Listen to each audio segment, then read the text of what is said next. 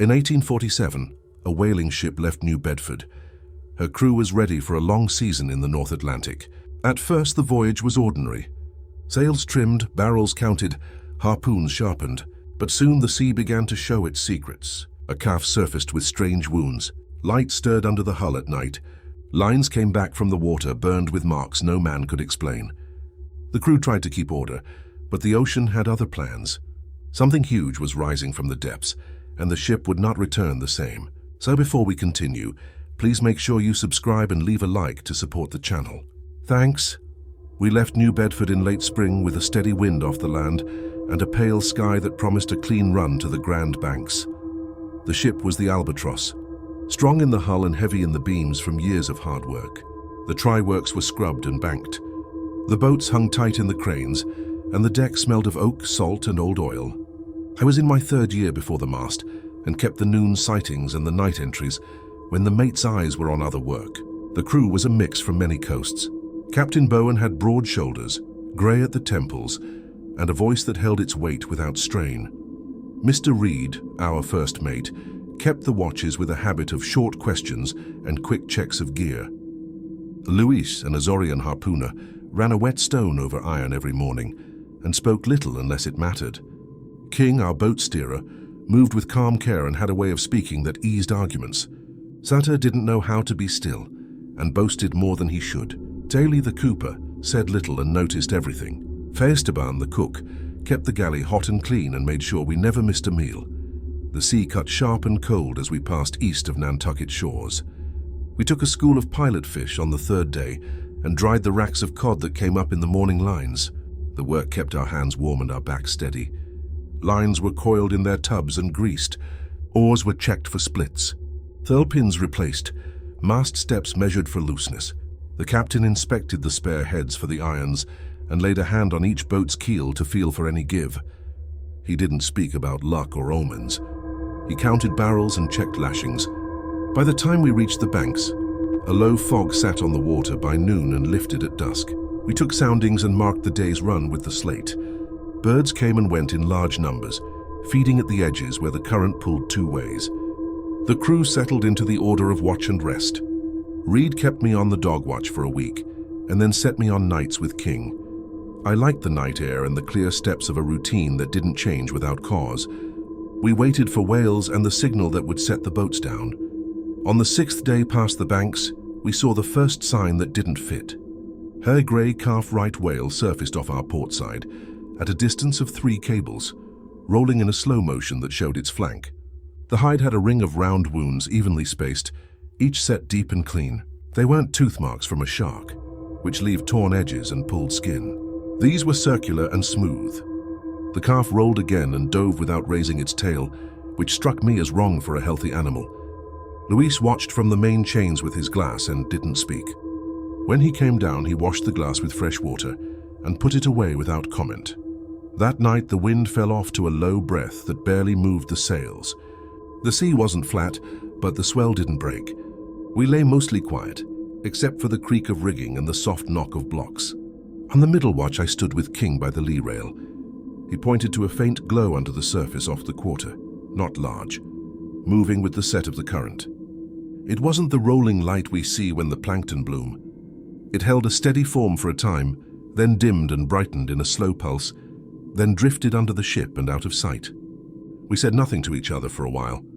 When he spoke, he said only that currents carry many things. Morning brought wind again, and a chop that slapped the front of the ship.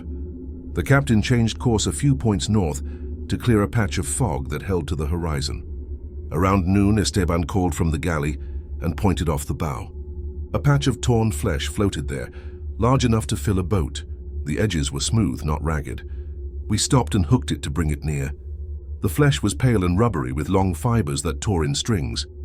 On one side, near the edge, a hard plate sat embedded at an angle. Daly pried at it with a marlin spike and freed it. It was dense and curved with a rough ridge. Luis ran his thumb along the edge and said, "Beak." He had seen something like it once near Fayal, he said, but not this large. We let the flesh drift away and cleaned the deck with seawater. The captain didn't call it a sign or a warning. He ordered a careful check of the lines and a fresh lashing on every spare oar.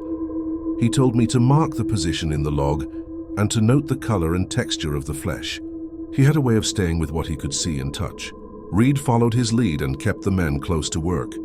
Even Sutter quieted for a time and worked his splice with care. 2 days later, the wind turned and built through the afternoon.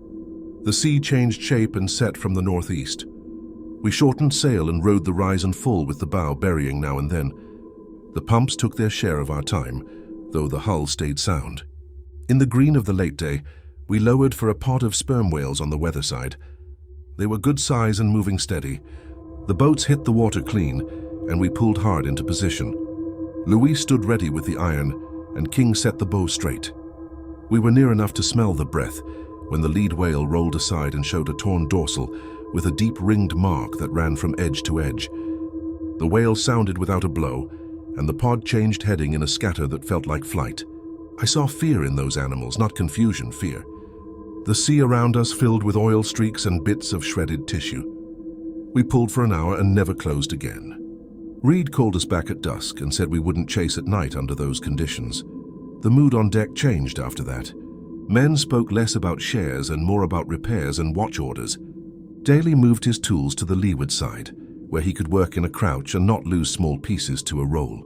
Esteban cooked heavier meals and didn't allow scraps to sit on the stern gratings. King checked our lanterns twice each night and kept a new wick in reserve. The captain called a quiet word with each boat's crew and reviewed signals with Reed. He didn't speak to us as children or fools. He spoke to us as men who needed clear rules for hard water. On the 9th night after the first marks on the calf, the sea eased again to a low heave. A line came tight against the hull on the starboard side without cause. Reed and I went to the rail and looked down with a lamp. A hawser that we kept coiled and lashed to the rail had shifted and fed out through a chock. The free end hung in the water. The part by the hull had new wear, not the rough scuff of a plank edge, but a set of round scars in a line, pitted and polished. We hauled it up. The free end had been crushed and twisted until the inner fibers splayed. The fibers were covered in a clear film, slick to the touch and with a faint ammonia smell. Reed said nothing and carried the line to Daly. Daly scraped the film with a knife and watched it bead and dry. He tied off the hawser in a new place and added a second lashing. At dawn, we saw a field of air bubbles lifting in slow bursts off the port bow. The bubbles kept a shape for a time and rose from a depth we couldn't sound. They followed us for half an hour and then fell away. Birds that had shadowed us for days turned wide and didn't cross that patch. Luis watched the water as if reading a message and then put the glass away. The captain held a steady course north by east. He had orders to fill barrels and keep the owners happy, and he had a sense that our best chance sat along that belt of cold water. Still, he shifted the watches so that no man spent long alone on deck, and he kept the boats ready to drop in less than a minute if needed. He had us double the lashings on the rudder chains and check the pintles and gudgeons for cracks. He added a second anchor watch on nights with low wind. My own thoughts changed in a way I didn't say aloud. I had been to sea long enough to know the weight of danger, but this felt different in shape. It didn't feel like a gale or ice or a lee shore. It felt like a set of movements around us that we couldn't chart. I wrote only what I could witness in the log and left out the parts that had no measure. On the 11th day past the banks during the forenoon watch, we saw a mass ahead that at first passed for drift ice. It lay low in the water and showed a pale surface with scars and long grooves. As we drew near, the thing shifted and rolled without a swell to push it. It was the body of a large squid, larger than any I had seen. The mantle was torn open. The arms were missing beyond the base, cut clean. The head was crushed on one side, and the eye socket on that side was empty. In the other, the eye was clouded and glossy, and held its round shape without life. The beak gaped and shut in the wash, not from intent but from the motion of the water. We didn't hook it. We passed within 2 ship lengths and kept going. Sata started to speak and then stopped. Reed told him to keep his place. The captain looked along and then ordered the boats prepared to lower, not to take the carcass, but to be ready for whatever hunted it. He didn't dress his order in talk. He said only that no one wanted to be surprised. That afternoon, a light rain fell and the wind backed again. We made small sail and ran slow. The pumps stayed quiet. The crew moved with a controlled pace, and no one wasted steps. Esteban sent up broth and dry biscuit to warm us. King checked the boat plugs and set spare oars within easy reach. Daly nailed 2 new chocks near the stern to keep lines from slipping overboard. The captain reviewed the signal gun and made sure the powder stayed dry. Near dusk, the lead line came up with a smear of clear jelly on the knots. It clung and stretched and left a sting on the skin when Reed brushed it away. He swore once under his breath and washed his hands with seawater until the sting eased. Luis asked to see the line and smelled it without touching. He returned it without comment and stood in the bow looking into the low light. His face held a tight focus I hadn't seen in him before. We didn't see whales the next day. The sea sat under a high sky, and the swell ran long and even. The quiet held its own kind of pressure. When the ship creaked, men looked up from their work. When water slapped the hull, heads turned. No one spoke about it. The captain set a silent order for that day, and the deck answered it without friction. Reed corrected a lashing here, a coil there, and kept his voice low. Toward evening, during my trick at the helm, the rudder shook in my hands in a way I hadn't felt. It wasn't the snap of a wave or the drag of weed. It was a steady pull to port and then a release. The chains to the tiller strained and relaxed. The captain came to my side and laid a hand on the tiller. He felt it too. He looked at the wake and at the water under the stern. He said nothing. He called for the lanterns to be set early and for the boats to be swung out in their cranes and left ready. He stood at the stern until full dark. Only then did he go below for a short time. I went off watch with my mind at a high pitch that didn't ease with food or tea. I lay in my bunk and listened to the hull speak its usual language. It felt like waiting for a knock that might not come. When I slept, it was shallow and short. At midnight, King shook my shoulder and said to come on deck.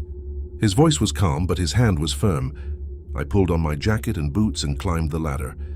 The deck held a low blue light from the lamps, and the sky cleared enough to mark a few stars. Men stood at the rails in silence, not in fear of noise, but because words didn't offer any use. Reed pointed off the stern.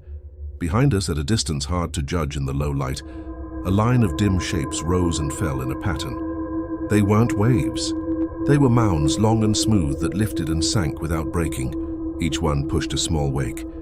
Between them, the water boiled in short bursts that looked like air forced from depth. The shapes kept pace with the ship. No one shouted. No one joked. The captain came up, took in the sight, and ordered the boat plugs checked again and the axes laid ready by each mast. He told King to load the signal gun. He told Reed to rig a second helm line in case the chains failed. He told me to stand by the log and measure our speed. We were making 3 knots on small sail. The shapes stayed with us. The early signs were past the point of shrugging away. We were being followed. We couldn't say by what. We could say only that it was large, close, and active. The men held to their work. The officers kept orders clear. The ship moved forward into a night that didn't carry sound far and didn't give answers. I set the log, marked the slate, and waited for the next thing to show itself. The shapes held with us until the watch changed. No voices raised, and no one left his place without permission. The captain kept a steady course and small sail. At the second dog watch, he ordered coffee for all hands. Esteban moved quick and steady. The tin cups made small sounds against the galley rail that felt loud in the quiet. When I took my cup, he held my eye and gave a short nod. It helped more than the heat. Near 2 bells into the middle watch, the first hard contact came. It started as a rise under the stern that lifted the rudder and then let it fall. The tiller jerked in the helmsman's hands, and the chains rang. The next lift came from the quarter. It rolled the ship a few degrees and set the boats to creaking in the cranes.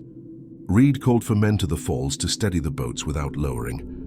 We braced them with short lines to keep them from swinging. The rise came again, this time under the forefoot. The bow lifted and settled. The hull gave its deep sound that I had only heard in heavy seas. This wasn't from sea. It was from force applied at depth. Luis took a boat hook and leaned over the lee rail when the water swelled near. He dipped the hook and raised it slow. Clear strands clung to the iron. He held it to his nose and then to mine. It smelled like the smear from the lead line. He wiped the hook with a rag that he threw overboard. His face didn't change, but his jaw worked once. The captain ordered a drag out astern to foul anything that came close. Daly and I lashed 3 spare casks together with short chains and bent on a length of hawser, with a grapnel tied in at the last fathom. We checked the knot and eased it over the stern. The casks took the line and set behind us in the wake. The ship slowed a fraction. The mounds in the water adjusted and held pace. The drag swung once and then steadied. A low sound traveled through the hull. It wasn't a voice and not a knock. It was pressure on and off like a hand against a door. The men looked down out of habit. There was nothing to see but the black water and the faint foam from the wake. The drag jerked. The hawser went tight. The stern dipped. Blocks groaned. Reed shouted for axes. Daly and I ran to the bitts. The hawser thrummed under my palm. When I tested it, it felt like a living thing. The stern post creaked. The captain gave the cut order. We chopped clean and let the hawser run. It smoked on the rail and then went slack as the last turns whipped free. The casks vanished. The mounds dropped away for a moment, then resumed their line. We stood with the axes and waited for the next pull. It didn't come at once. The captain had King fire the signal gun over the stern. The flash lit the water for a breath. In that light, I saw a pale shape turn just below the surface. It wasn't smooth like a whale. It had edges and lines that crossed like plates. The water closed. The sound rolled out and was gone. Dawn came slow and flat. A light haze lay on the water. The shapes astern sank out of sight with the light, but the feeling of being paced didn't lift. The captain called all hands and laid out a plan. Boats wouldn't be lowered unless we saw whales that offered a clean chance. A stern guard would keep 2 men with axes at all hours. The rudder chains would be watched without pause. No lines would trail. No scraps would sit on deck. Sutter started to ask why we didn't turn for home. Reed cut him off and said the ship wouldn't run blind through water we couldn't read. The captain let that stand. By mid-morning, the sea showed new marks. Parallel tracks cut the surface off the port beam, each about a ship length, straight as if drawn with a rule, then gone. We saw 4 sets at intervals. Birds flew across and rose again without pause. Luis watched with the glass and finally said he didn't know what made them. We worked on, but the work changed. We lashed more than we usually did. We stowed twice.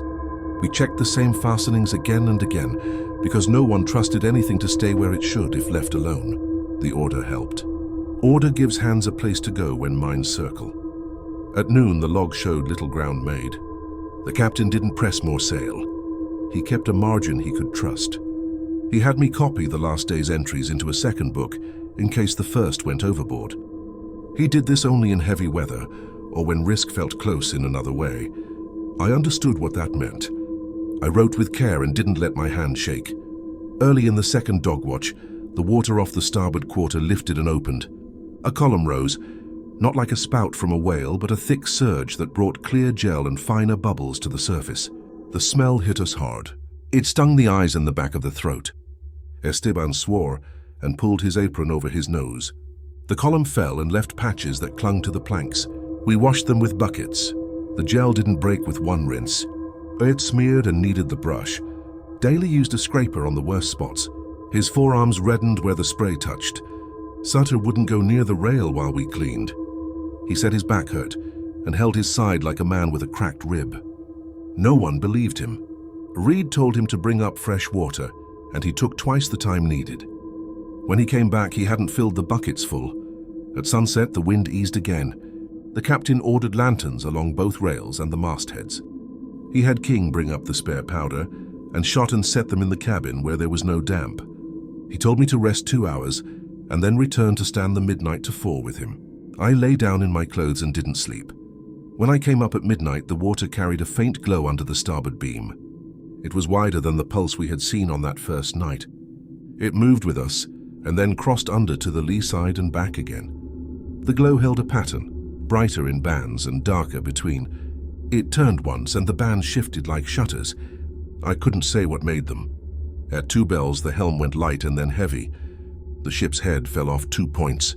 The helmsman fought it, and then something hit the rudder with a solid blow. The tiller jumped, and the chain guard ripped free from one bolt. The captain shouted for men to the stern. King and I grabbed the spare helm line and threw it over the tiller. We set it on the opposite cleat and hauled. The rudder came back a point. The hull shook once more from aft. Reed was already at the chains with a lantern. He peered over and pulled back as a pale arm rose and slapped the planks below the rail. It wasn't an arm like a man's arm. It was a length of flesh as wide as a man's chest, lined with round mouths that opened and closed. They found the hull and made a sound like wet leather when they took hold. The end of the arm wasn't in sight. Another length rose beside it and searched along the planks. It found a seam and pressed. Nails creaked. King raised an axe and struck down on the nearest round mouth. The blade bit and stuck. Clear fluid sprayed. The thing recoiled and the axe tore free. More lengths rose, not fast, but with a sure path. They searched for purchase, found it, and pulled. The hull listed a degree as the starboard side took the strain. The boats in the cranes groaned. Reed shouted for men to the larboard falls to balance the roll. Men ran, no one froze. Daly came with a broad chisel and hammered at the nail heads near the grip of the mouths. When the nails gave, the mouths lost their bite and slid. We chipped and chopped. Clear fluid spread on the planks. It stung, hands burned. We worked anyway. The captain ordered the try-works lit. Esteban and I had them ready in minutes. He poured seal oil, set kindling, and struck flame. Heat rose, smoke ran along the deck and out to leeward. The glow threw hard light on the rail where the arms pressed. The flesh pulled back a foot from the heat. King saw it and shouted to keep the fires high. Esteban fed the flame with dry slats from a broken cask. The iron pots warmed red. The air grew hotter than any night on that voyage. Sweat ran into the stings on my wrists and made them burn more. The arms shifted their reach away from the try-works heat toward the stern. One found the lower part of the rudder and rapped twice. The tiller went solid in our hands. The ship lost steering and yawed. The stern dropped. Water climbed the taffrail and slapped the deck. Men slid and caught cleats. The captain told King to bring the small bomb lance from the locker. We didn't carry many. They were for whales, but this wasn't a usual night. King primed the lance, checked the fuse, and met the captain's eye. The captain nodded once. We tied a short line around King's waist, and 3 men took their places to hold him. He lay on the deck with his chest over the taffrail, aimed down past the rudder and waited for the next lift. It came with a swell from below as the arm tightened, and the stern dipped again. He fired. The blast went off underwater. The sound hit the hull and our bodies as a heavy thump. The grip on the rudder loosened. The arm uncoiled in a rush and slid away. The water frothed with dark shapes, turning. The mounds behind us broke form and scattered. The helm came back alive. The captain ordered hard to starboard to clear the cluster. We gained a point, then 2. The ship moved ahead into less troubled water. We kept the try-works hot and the axes at hand until dawn. No more arms rose to the rail. The glow under the water moved away and then faded. The sun came up on a flat sea with a thin haze. The deck was marked with clear burns on the planks, torn nail heads, and streaks where the fluid had dried to a dull film. Our hands and forearms held small round burns that would turn to blisters by noon. The rudder chains showed new marks from the strain. The lower gudgeon had a fresh crack that Daly circled with chalk. Sartor hadn't come to the rail during the worst of it. He had crouched by the mainmast and prayed out loud in a long string under his breath. When Reed told him to stand and carry buckets, he moved as if he couldn't hear. After dawn, when the risk had lifted, he found his voice and argued that we should turn for west. Luis looked at him once and then looked away. The captain said we would make repairs and then decide course with a clear head. We spent the day in work that had to be done and couldn't be put off. We cooled the try-works and cleaned the pots. Daly and I drove new nails where the mouths had pulled old ones. Reed went over the standing rigging with a close eye and found nothing new out of true. King cleaned the bomb lance gear, set aside the last 2 charges, and wrote the count in chalk inside the locker. Esteban boiled cloths in fresh water and treated our burns with a salve he kept for galley scalds. It took the edge off. Near noon, we saw a line of oil to the north. It spread wide and lay steady. The captain set a cautious course toward it to see if whales were near. As we drew close, the oil thickened and carried small bits of white tissue and clear gel. The smell was strong. We didn't see a whale. We saw a torn arm, pale and long, drifting on its own. The end was ragged where the blast had cut it. The mouths still opened and closed without pattern. We watched it pass and didn't try to bring it aboard. No one cheered. No one said the thing was over. The sea held its calm face, and the ship moved across it as if last night hadn't taken place. The men moved with care and didn't waste words. The captain wrote in the log, closed the book, and told me to make a copy in the second. I did as told. I didn't know what the next night would bring. I knew only that the shape of our voyage had changed, and that we weren't done with what had found us. The arm we passed at noon didn't drift alone. By mid-afternoon, gulls wheeled low and dove at pieces that floated with it. Some carried shreds in their beaks to drop and fight over in the air. The oil slicks spread wider. We steered clear of the densest part. The men watched in silence. No one asked if the creature was dead. No one believed it. That night we kept lanterns lit bow to stern and posted double watch. The try-works stood ready with dry wood and seal oil. King kept the bomb lance primed, though the captain said we wouldn't fire unless pressed past choice. The sea lay steady. No swell, no chop. Every sound traveled. I heard the scrape of Daly's chisel 2 decks off as clear as if it was at my elbow. I heard the low cough of Esteban in the galley. I heard my own breath louder than it should be. At 3 bells in the middle watch, the glow returned. This time it came from both sides, not one. The bands of light were sharper, like lines crossing at angles. They moved under the hull and stayed, not drifting past. The ship slowed, though the sails were full. The helm grew heavy again. The tiller didn't jump, but pulled steady as if held. Reed ordered men to braces. The captain gave no order to change course. He told us to hold and watch. Then came a sound from under the hull. It wasn't the thump of impact. It was a scrape that traveled along the planks from bow to stern, slow and even. The sound of something measuring us. The scrape stopped at the stern. The rudder chains tightened. Then a jolt ran through the hull and the stern dropped hard. The deck pitched. Men stumbled. Water washed the lee rail. A second jolt came stronger. The boats slammed in their cranes. Reed shouted for lines to hold them down. The captain gave the cut order for the larboard boat. We let it fall to ease the strain. The boat hit the water and drifted astern. We watched. The glow shifted and rose. A length of pale arm surfaced under the boat and split it from keel to gunwale. The timbers snapped like kindling. The halves sank. The glow sank with them. We saw the churn of water and the scatter of fragments. Then all stilled. The men at the rail cursed under breath. Luis stood silent. His hands stayed tight on the boat hook. Sutter muttered about leaving. He said it again and louder. Reed turned on him and told him to keep his mouth shut or be gagged. No one argued with Reed. At dawn, nothing showed astern. The sea ran flat. We had lost 1 boat, a small loss compared to the night, but it told us the thing could take what it wished. The captain gathered us on deck. He said plain that we couldn't outpace it with sail, nor fight it in open water. He said our best chance lay in shallower ground where its bulk would have less room. He ordered a course west by north to reach the shallows near the Flemish Cap. No one raised objection. The days that followed held steady wind. The ship made fair speed. The crew worked as ordered, but moved with a quiet not common on a whaler. Esteban cooked plain food. Daly repaired what he could and spoke little. Luis sharpened irons, though we had no whales to strike. Sutter brooded but kept his mouth shut. King did his work with calm care, but I saw his eyes go to the stern each time he passed. On the 3rd night from the wrecked boat, we heard a new sound. It was a knock from below, not at random, but in a pattern. 4 knocks, pause, 4 knocks again. It traveled from bow to stern. The men froze. Reed gripped the rail. The captain said it was pressure on the planks. He told us to hold position and not answer with sound. We did as told. The knocks came a 3rd time, then stopped. By morning, the hull showed new weeps at the seams. Daly and I caulked them with oakum and pitch. The water came in slow but steady. We kept the pumps going through the day. The men worked without complaint. None wanted to think what those knocks meant. On the 5th day, the wind dropped and we lay nearly still. The sea held long swells that moved under us without breaking. The sky dimmed at noon with a haze that didn't clear. We stood watch with lanterns lit before sunset. At full dark, the glow came back. This time it circled. Bands of light moved around the hull in a wide ring.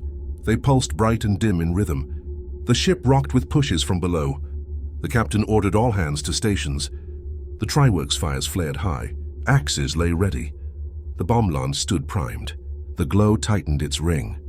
The water around us began to boil with rising air. A deep groan came from below, long and low like timbers bent beyond their give. Then the first strike hit. The bow lifted 3 feet and slammed down. Men fell to their knees. Another strike came at the quarter. The rail split at one stanchion. Then arms rose more than before, pale and thick, reaching high over the deck. They searched, found rigging and pulled. Sails tore, blocks snapped.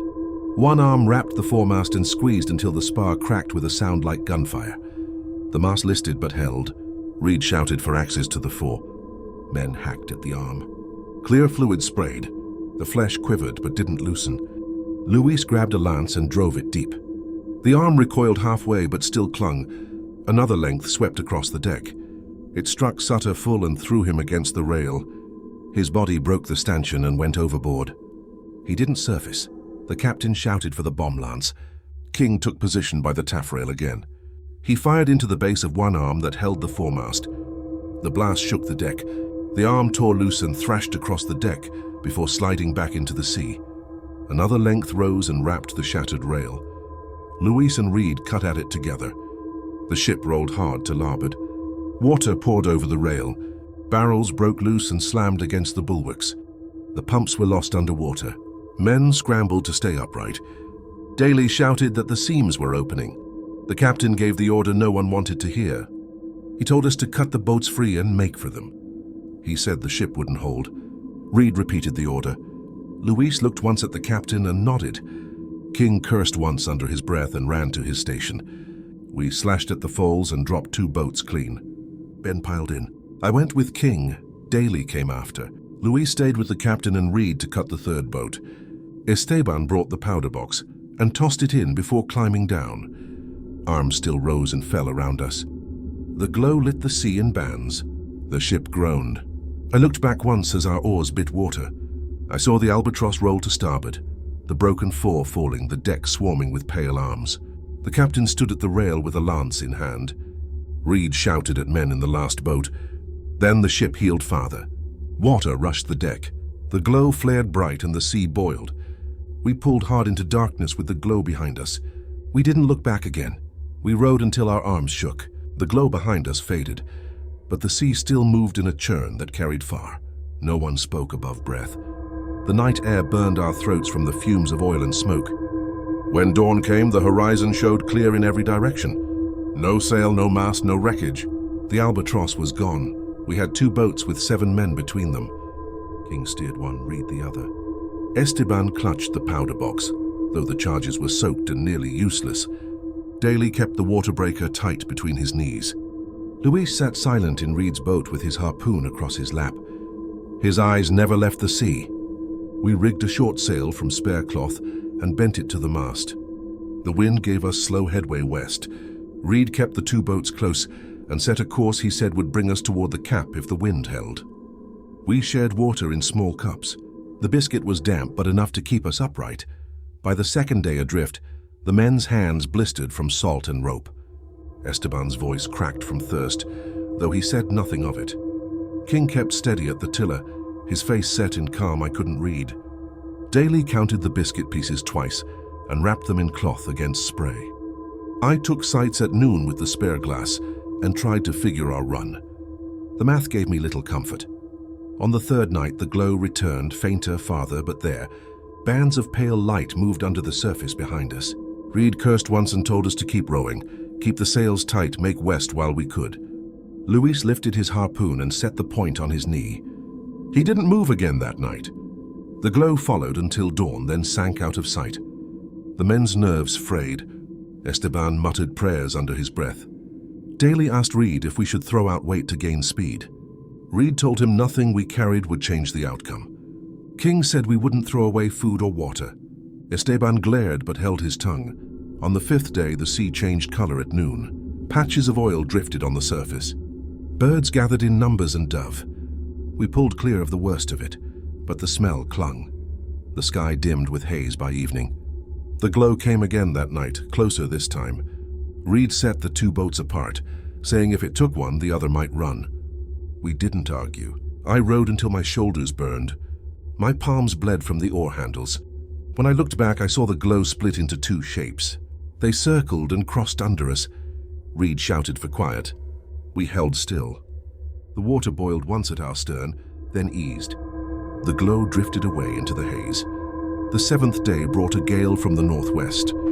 The sea built high and steep. The boats pitched and slammed. We tied ourselves in with spare line. Reed's boat vanished in the spray more than once, then reappeared. At dusk, we lost sight of them. Our small sail split. We cut it free and lay on oars. Rain blinded us, and the sea beat at the gunwales. By dawn, the gale had passed, but Reed's boat was gone. We were four now: King, Daly, Esteban, and I. The water breaker was half empty. The biscuit bag nearly gone. The powder box was soaked through and useless. The harpoon was lost overboard in the night. We rowed west with bare strength. On the 9th day, Esteban began to rave. He said the glow was under us, said he felt it through the planks. He rocked and shouted until King struck him once to quiet him. He sat still after that, but muttered to himself. Daly kept his eyes on the horizon. He didn't look down. At midnight, the glow rose again. It circled slow, not fast. The water heaved under the boat, but didn't strike. King told us to hold still. We sat frozen as the glow moved under us, then away. It lingered at the edge of sight until dawn. By the 12th day, we were spent. Daly's hands bled from the pump, though there was little water left to bail. Esteban lay still, breathing shallow. King still held the tiller, though there was no sail to steer. I marked the sun and guessed we weren't far from the banks. On the 13th morning, a sail showed on the western horizon. We pulled the last of our strength to close the gap. The ship was the Marguerite out of Nantucket. They took us aboard, gaunt and burned, more bones than men. Daly wept when he touched the deck. King thanked the mate and asked for water. Esteban died before noon. We gave him to the sea without words. I told the captain of the Marguerite what we had seen.